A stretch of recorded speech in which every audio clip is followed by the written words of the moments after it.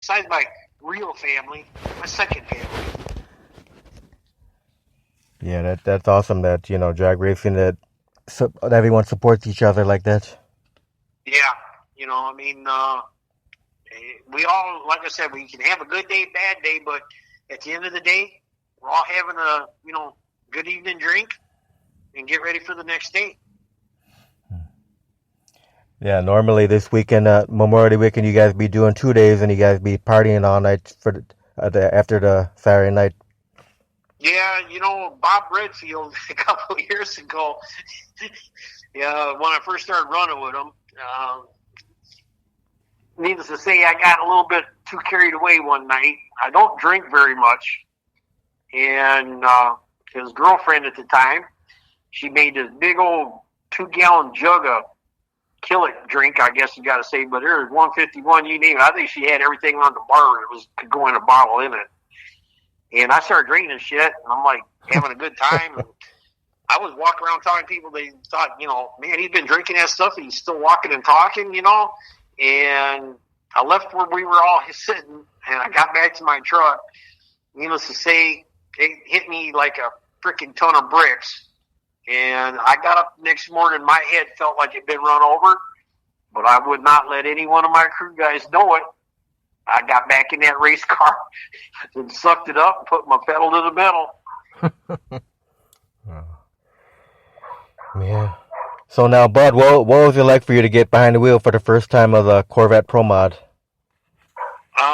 Man, I tell you what, crazy part was I don't know if you remember when Donnie O was up there, the track manager. Yeah. But Donnie was, all for me. I've been up there doing a couple practice hits on it. I went up there on a Friday afternoon when they had that open test kind of day going on. And this was like the real first time I'm ready to put my foot to the metal and see what's going to happen. And I let that bad rat go. And I got past the starting line, the tree, and the car stood up on its back end. And I did a complete lane change. I went from the left lane to the right lane, saved the car, didn't hit a thing, bounced down on it, got my foot out of it, drove it to the other end of the track. Tina, Donnie's wife at the EMT there, she come walking over to me because Donnie said, go check on Bud. She walks up to me, and I'm getting out of the car. I'm taking off my helmet, putting it on the thing, just as calm as could be. She goes, how you doing? I said, I'm doing okay. What's up? She goes, just a minute. She gets a walkie-talkie. She flicks it on to Don. She goes, tell Don. And I said, well, what you need, Don? He goes, well, how are you? And I said, I'm doing fine. What's up? Just as calm as could be. He gets on that thing. He looks at it. I couldn't tell you. His eyeballs was probably all the way down the end of the track looking at me. But he goes, you owe me a new pair of shorts, Bud. He said, you scared the shit out of me. I'm going to tell you like it is. You scared me. He says, but you're okay. And I said, yeah. I said, what's up? He goes, well, what are you going to do? And I said, we're going to go back, fuel car up, and I'm going to do it again. I'm going to try to stay in my lane. He goes, okay, let's do that then. But old Donnie O, he was quite a guy. He was behind me 100% when I stepped up to the plate. And he was really surprised when I pulled into the track with the new car that day. But that's some of the kind of the fun things I can say about it. It was like, but when Don got on there, he says, I owe him a new pair of shorts. I just about fell over on the ground laughing. Yeah, I can imagine. And Tina goes, well, it's mandatory. I got to do your blood pressure thing, and I'm like, yeah, okay. So she done it. She looked at me and she goes, is your blood pressure always like this? And I go, what do you mean? She goes, your blood pressure is like you're 21 years old. She goes, do you always have blood pressure like this? I said, yeah. I said, I'm always pretty much calm. She goes, okay, you can go back in your car and get in and come back again and see me. I'm going to check your blood pressure one more time today. I'm okay. But I stay pretty physical. I'm happy. I'm healthy. I'm ready to get back to the track and, let's turn it up. So now what kind of preparation goes in for you to get that car ready for a weekend of drag racing? We've been, like I said, unfortunately, we've been sitting and waiting for almost a year now, but we've been doing little things. The big preparation comes on getting the fuel, for the car, because I go, we just got here the other day. We went and picked up a 55-gallon barrel. We split it up in 5-gallon jugs. It's a little bit easier to transport and get into the car. We get a 55-gallon barrel of oil through Peak Oil. They help us out. So we go through 2 to 3 of them a year when we're running, because we change the oil in the car every pass. The bad part with an alcohol car is that we put so much blower into these cars, we're pushing fuel past the rings. It saturates the oil pretty bad. So the reason behind it more than anything, Dave, is if we change that oil, you can look at it and you can see the alcohol separating out of the oil. So if we put a good old spark down into that oil pan, you might as well just lit a stick of dynamite. So, needless to say, oil changes, we go through every pass. So if we run 6 times, that's 6 changes times 3 gallons every pop. Every time we go down the track, 8 new spark plugs, another 12 gallons of fuel between burnout, start the car, prep the car, get to the line and run it. So there's just preparation in having everything you need for the next pass. Extra gaskets, extra bearings, because we check, every 2 passes, we pull the oil pan off and check a rod bearing, main bearing, and we always do a leak down test on it. So we're trying to stay up on everything. Preventative maintenance is a plus. But like I said, changing that oil is cheap compared to putting a whole new motor in it. Yeah. Now, do you use the same blower belt for the whole event? No. We'll change a blower belt every 6 passes, and then I got a thing we can stretch them on, and we check them out, and then the next event we'll go back. We might put the same belt on for warming the car up, something like that, and then we'll put a new belt on for racing. But generally our belts are good for, minimum of about 15 passes, and then I change them. And it's only, as you know, you look out there, you see Gene Neesmith, he's putting on blower belts constantly. So, I don't know kind of what's going on with Gene's car there a little bit. Sometimes part of it is when you get in and out of that throttle, you're snapping that belt so hard with the raw power of the car and trying to turn that blower over. The belt takes quite a bit of a beating. So we take them off, we stretch them, we check them, and if we think that the belt is getting a little bit weak, we'll stretch it out, do a measurement on it, tension, torque, and then we'll check it again at the end of the weekend. And if we're not happy with it, if it seems like it's showing fatigue in it, time to go to the garbage can. And that's $475 every time you put a new belt on. Wow. Yeah, these pro mods are not a cheap car to run. Oh, hell no. It's like I said, it's the nature of the beast. And, putting a belt on and winning a race versus blowing a belt off and not winning a race, that's what you got to think about. But look at the guys with the top fuel cars. They're putting a brand new belt on every pass. If they go into tire shake on a pro fuel car, top fuel, they have tire shake in that car. They pull the whole motor out, put a new motor in it. Because if the crankshaft gets a crack in it, they blow up a whole motor, you're looking at $100,000 plus the damage it could be to the car or the driver. So preventative maintenance, is a big thing for any type of racing. You stay on top of it. You have a good season. Things are going good. The year that I blew my motor apart was because of a doggone spark plug wire. So, it's things as simple as that. A spark plug wire arced out on me, fired a cylinder when it shouldn't have been fired a cylinder on, it actually fired the number 5 cylinder in the car 45 degrees before it should have. So it sucked the fuel in, But before the piston came all the way to the top on rotation and fired what it should have, it fired at 45 degrees before, blew the rod right out the side of the motor. Wow. So, it's simple preventative maintenance things, so every one of my guys, when we're doing every week, we check the spark plugs for the ohm resistance. We make sure that everything, we're trying so hard to make sure that if we ever were able to step up to NHRA status, that we would be able to do it. And the only way you can do that is by perfecting your routine. Always keep your routine the same. Car parked the same way. Everybody does the same job. Two guys on the car, when they're done putting heads on or taking them off, they switch sides to make sure they look at each other and say, yeah, you've done everything right. It's not about right and wrong. It's about doing it and making sure it's done right. Yep. So we spend a little bit of time, just here at my shop, making sure that we keep the whole process in tune.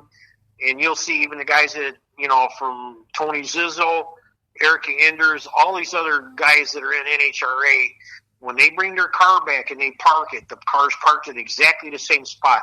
Every crew member's in the same spot. All the tools are in the same spot. Because if you got to stop and look for a wrench, you just blew the rhythm. Yeah. So, it's things like that that make you a professional, and that's what we're trying to achieve, is make ourselves 100% professional when it comes to it. So nobody's got to question each other. We all know that we're looking over each other's shoulders. We're all making sure, number one is keep the driver safe. Number two rule is keep the driver safe too. So, these guys are looking for my best interest, and I've had them stop me after doing a burnout and say, we got problems. I don't have a problem with that, because a simple oil leak could kill me or destroy a car. So shut it off. We can race again another day. Yeah, that's one thing you gotta love about President Demos. He's always looking out for safety first for you guys. Yeah. And I just spent a bundle of money this last couple of months, sending everything out to be recertified. NHRA, my car is 100% NHRA legal. I can go to the track tomorrow. So I keep everything updated, chassis inspections, I even get my wheels inspected.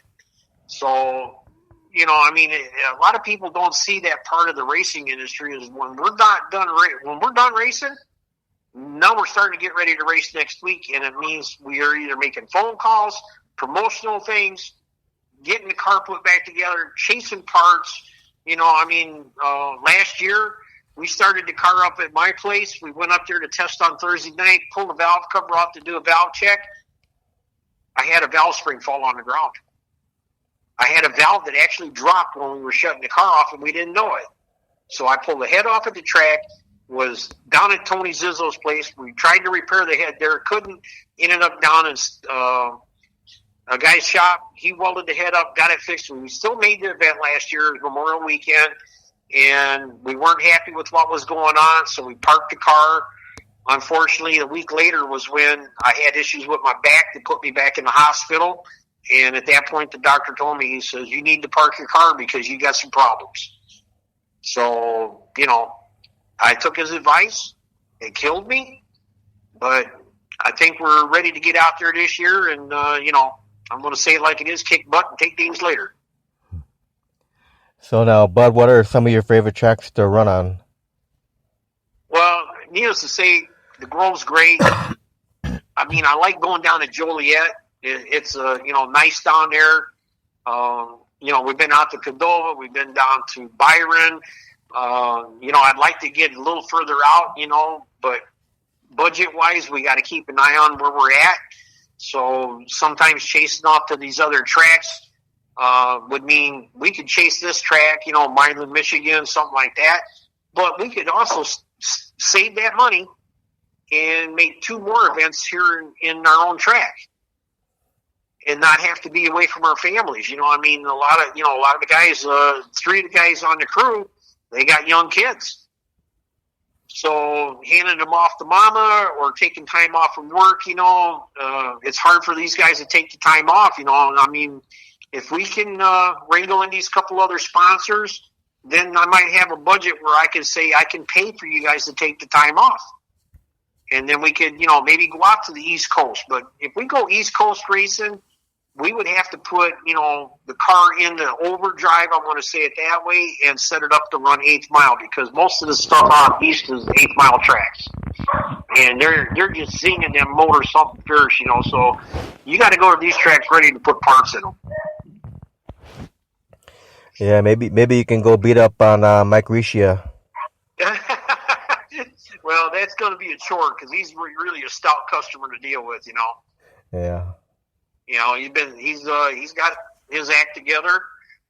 He's an awesome guy. I mean, it just takes a lot to get there. And unless you hit the lottery, you just can't jump into this game thinking you're gonna, be the next champion. Yeah, that was good to see him come and run with you guys last year for that one event. Yeah, unfortunately, when I got kind of sidelined, it was hard for me to even go to a racetrack. I went to one event last year after Memorial Weekend, and that event, I went down to Indianapolis with Tony Zizzo, and I was down there for a day and a half with him. I had a great time, but I just feel so out of place if I'm not doing something on the car or driving it. There's guys that are out there, and, I had a couple of my people ask me, they go, well, have you thought about putting somebody else in your car? Now, I'm not trying to be rude or crude about this, but number one, it's my money. I'm not a millionaire. But before I would put somebody else in my car and take their life in my hands, so to say, I would park the car. Because I don't want to have anybody, get hurt any way, shape, or form to drive a car. When you're hired, these are the things that you have to expect. You are stepping on a grenade in my book when you get in a car. So I just couldn't put myself to bed at night knowing that if somebody raced my car or something happened to them, any way, shape, or form, whether it's just a minor injury or, per se, death, I don't think I could handle it, so I won't do it. I've been in the driver's seat for other guys, and that was when I was younger and dumber. So, you don't think of these things. But today, we are stepping up to a program that only has a couple pages in it. And the last page in the book, is not a good one. So you do what you can while you're here and enjoy it. Yep. Now, where do you get all your fire safety equipment from, bud? Oh, I get it from, from Simpson, DJ equipment, that's pretty much my three standard guys there that I get all my stuff from. They're good with me. They give me great turnaround time on research. So that's a main thing for me, is because sometimes we have, unfortunately, throughout the year, sometimes your certification tag ends up in the middle of the race season, and then you have to get something out the door Monday morning and have it back in your hands by Friday afternoon to put it back in the car. So it can, I've had packages that had to go out to California and cost me $100 to get stuff there in one day, and then another $100 to get it back besides the certification, So, these are the things that you have to plan for. I've now gotten most of my certifications where they all have to be done by March of any year at the present time.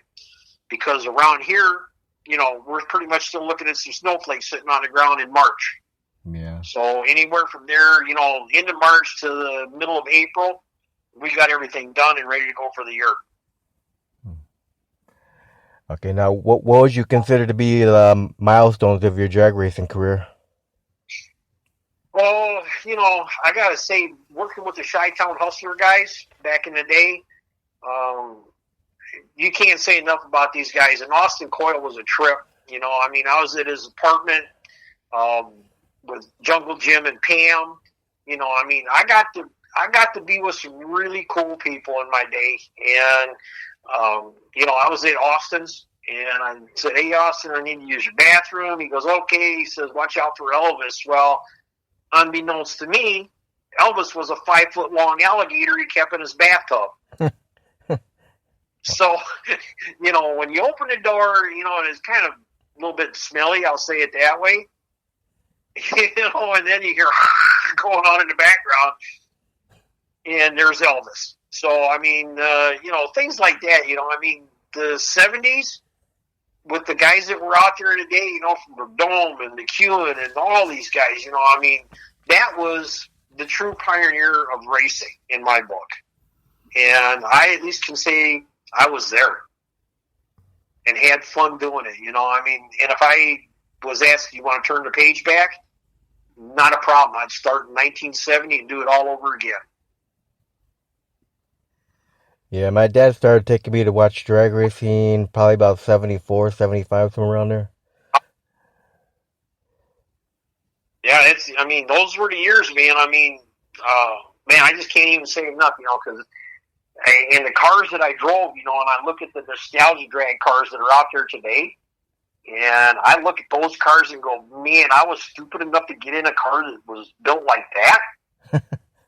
You kind of laugh about it. And then, I sit there and look at what I'm riding in today, I don't really have any problems with what's in there today, but man, back in the day, half of these cars were put together with, a conduit, basically.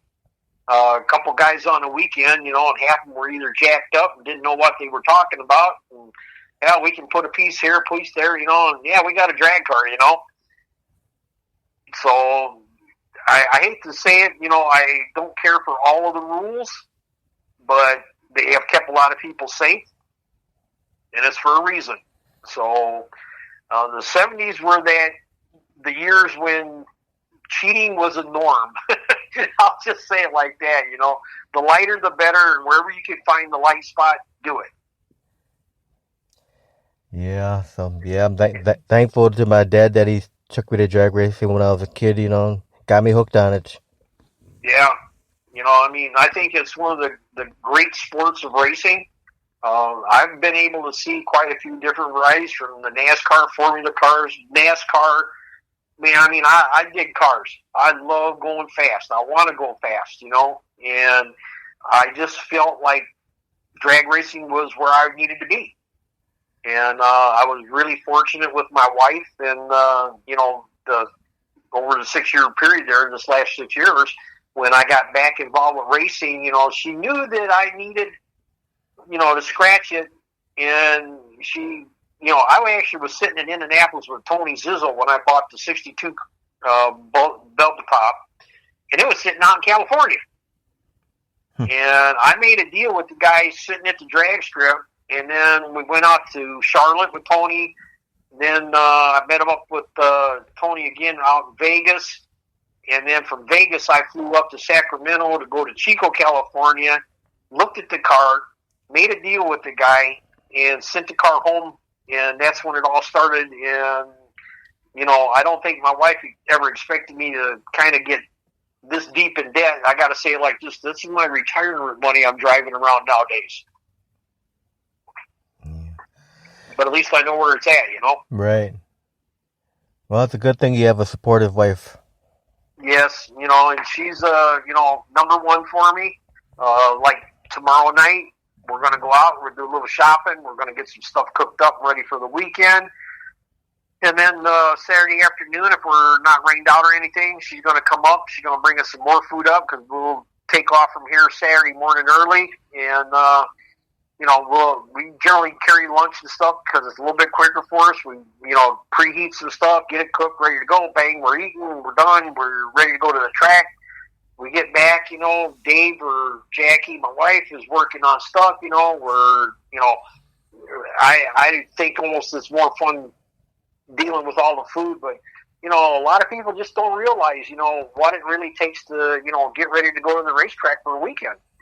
And one day's bad, but 2 days is really a chore. being that you're out there so long, and fortunate enough with my rig, I got shower capabilities and everything else. So we're at the track for 2 days. It's fortunate that I can stay right at the track. The crew can stay at the track. We don't have to try getting in and out. We can enjoy ourselves, calm down, get up early in the morning, start prepping the car. Yeah. So it makes it easy for us to be that way. When we first started getting back into racing, wasn't quite ready for all this. I had a toter home, nowhere near like what I got today, and the trailer and stuff, but we made it do, and we stepped up, and I think we got a pretty good deal going now, and I'm just looking at 220 getting down here, man, and I want to go like 220 again, No, we're just getting. I think everybody's just getting amped up, being closed up, ready to go do some fun and smell some rubber and some good racing fuel. That's what it's all about now. Now, do you have any hobbies outside of drag racing? My biggest hobby is my 3 grandkids right now. So they're my 1, 2, and 3. Good luck charms, I'll call them. And my middle granddaughter, I'm looking at putting her in a junior dragster. So we'll see how that's going to work out. She's got a little bit of stuff going on with school, and I told her she gets that straightened out, we can start talking about the car again. But, I got a car that sitting on the sidelines waiting for me.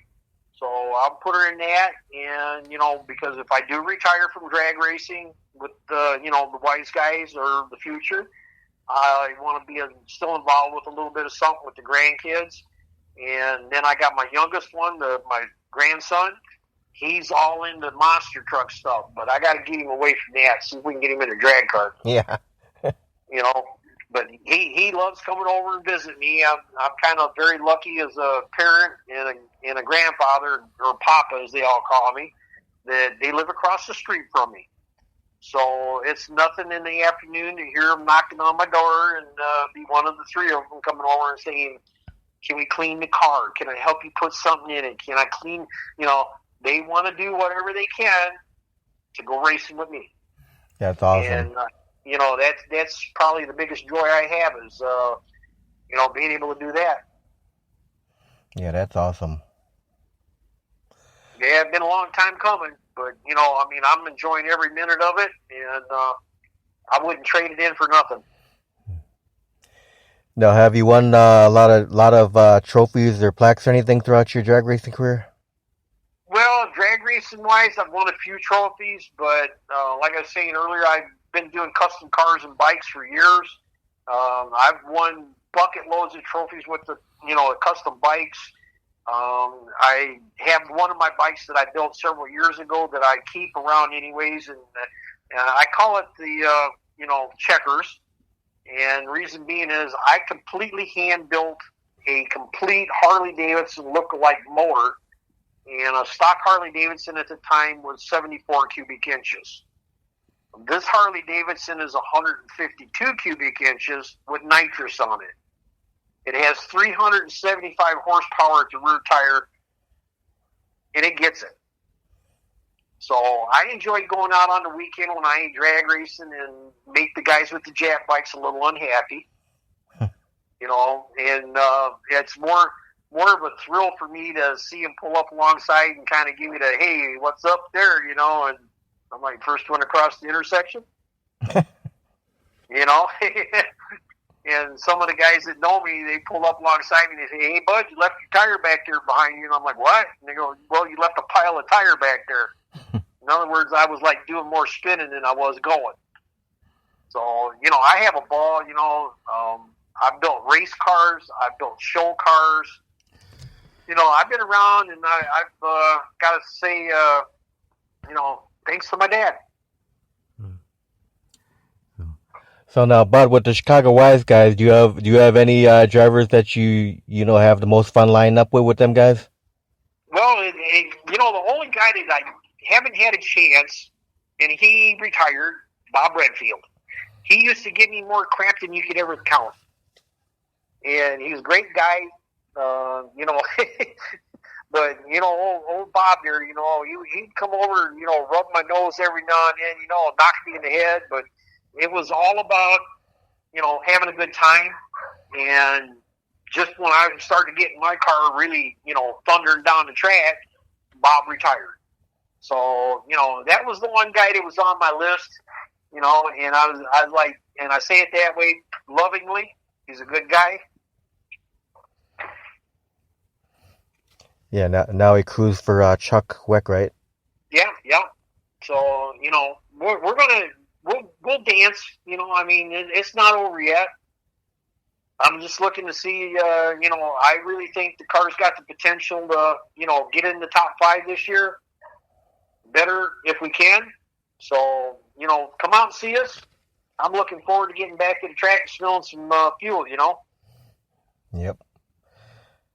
Now, when you're at the track, you for a day of racing, do you eat regularly, or do you eat very light and then wait till the races are done and splurge on eating? No, that's my middle name, food. I eat from the time I get up in the morning till the time I go to bed. I should weigh 300 pounds, Dave. My wife's a great cook, but man, I'm telling you what, I'm busy. I'm on my feet constantly, and there ain't hardly too many places you'll ever see me without food, some kind of snack in my hand or food. I don't have a problem, keeping weight off. Like I said, I'm very active, and now that my back is good for me, I've started working out again. I got a regular regimen twice a day that I'm doing, and now the weather's getting a little bit better. I'm riding my bike. I'm doing 10 miles a day on my bike now. So I'm looking to, stay out there in front. And it's just, I'm not going to go down easy. They're going to have to hit me hard to get me down again. But right now, I am looking forward to getting out there and just having some fun, being with the friends and the fans. That's what it's all about. Now, since you love food so much, Bud, what's your favorite food? Everything. Yeah, you're on a seafood diet. You seafood, you eat it, right? I see food, I eat it, man. I mean, there's not a whole lot that I don't eat, and I'm more into like Italian, Southern cooking. I just, if it smells good, I'll probably try it if nothing else. I don't venture way too much over into the Asian cuisine, but every now and then I'll nibble on some of it, see if I can tolerate it. I'm just not that much into it, but man, you can put a steak or lobster in front of me and I'm all kinds of happy. What's your favorite dish that your wife cooks? I'm going to say chicken parmesan. Now, that is one of my favorite. It's got that little bit of Italian and the Southern all mixed in together. So I mean, I'm all good when we sit down and have that. I do regret sometimes. I get up kind of saying I shouldn't eat that last helping. Now, do you do any cooking at all? Oh yeah, I mean that's my wife and I share the cooking thing. My cooking skills tend to lean more towards the summertime when I can be on my grill. So I mean, I like the pork chops, barbecue, chicken, barbecue, you name it, man. I'm barbecuing. I'll throw out some some crazy stuff. I mean barbecue shrimp.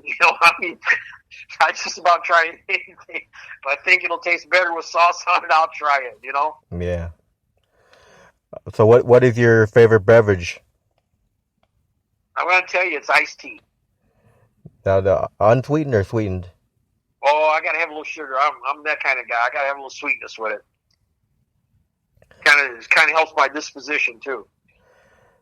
All right, now, do you have a favorite movie of all time?